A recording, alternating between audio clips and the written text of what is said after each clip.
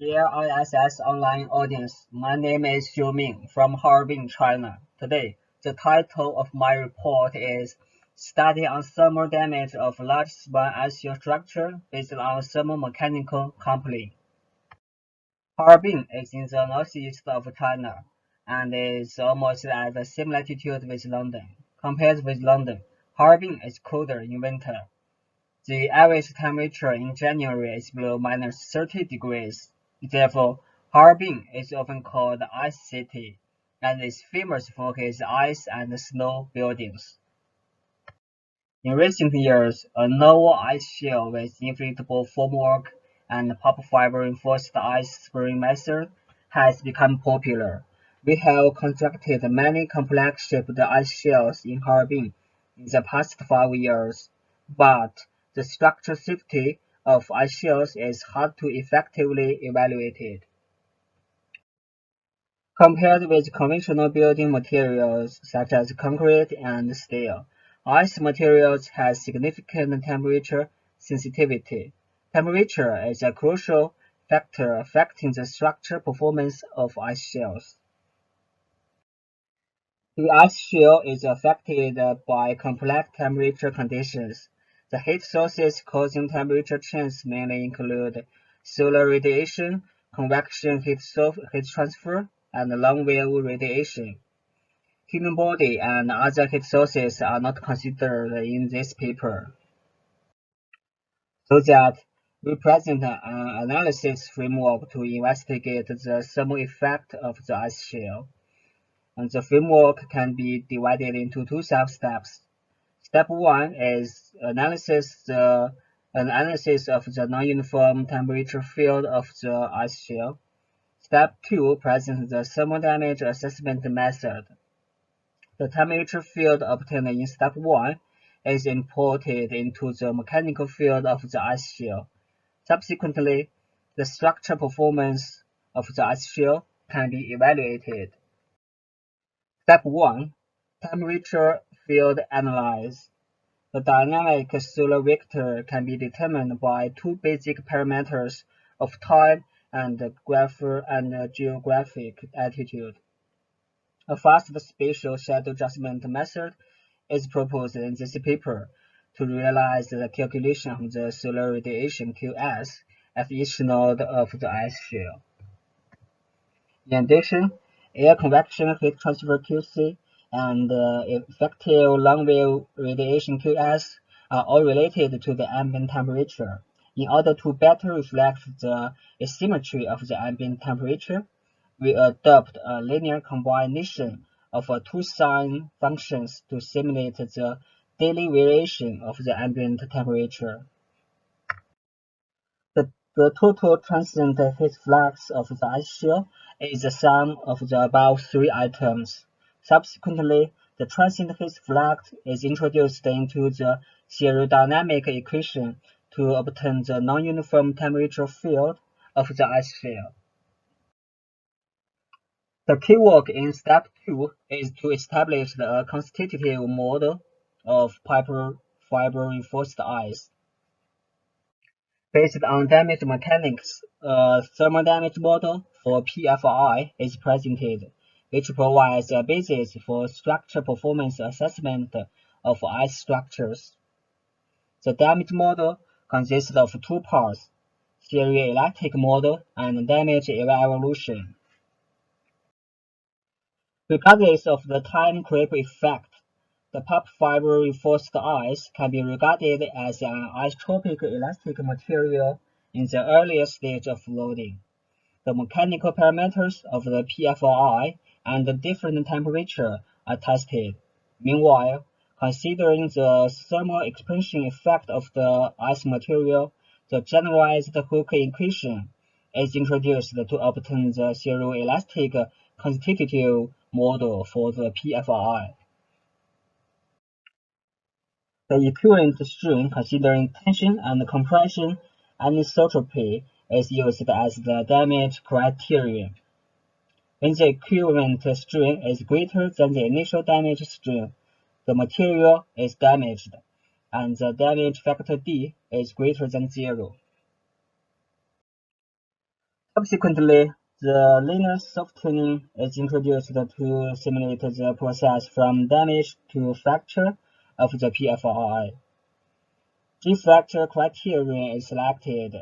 GF is defined as the energy per unit area required to form a fracture surface, which is equals the area and the stress and the strain curves.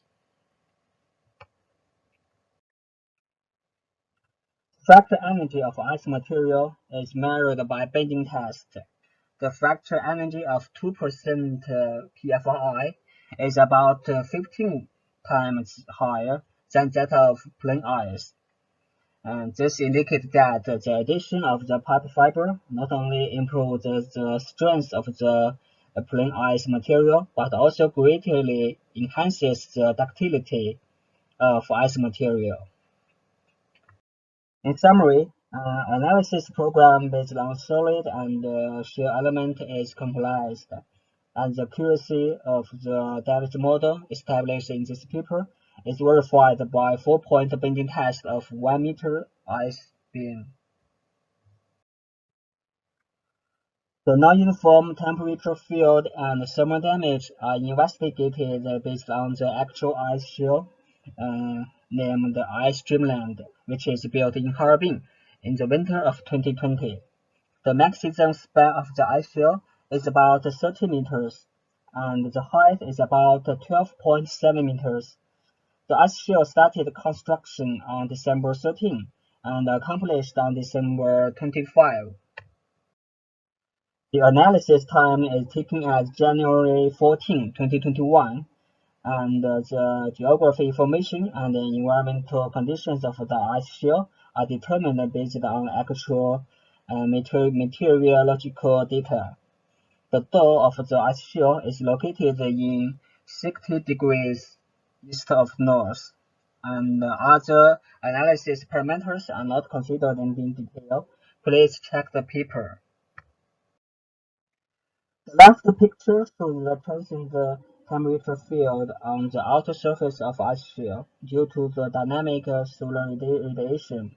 The temperature field of the ice shear has obvious non-uniform distribution characteristics. The minimum temperature is about minus 19.2 degrees, and the maximum temperature is about minus 7.4 degrees. Thermal damage of ice shear and self-weight and dynamic non-uniform temperature field are analyzed. The internal surface of the ice shear structure is damaged with time and temperature, while the external surface of the ice structure is not damaged. The damage propagation can be divided into 3 stages. First, no damage occurred before 11. After 11, with the gradual increase of the solar radiation and ambient temperature, the maximum thermal damage increases linearly, and the damage area gradually expands, which is mainly concentrated on the left bottom of the ice shear.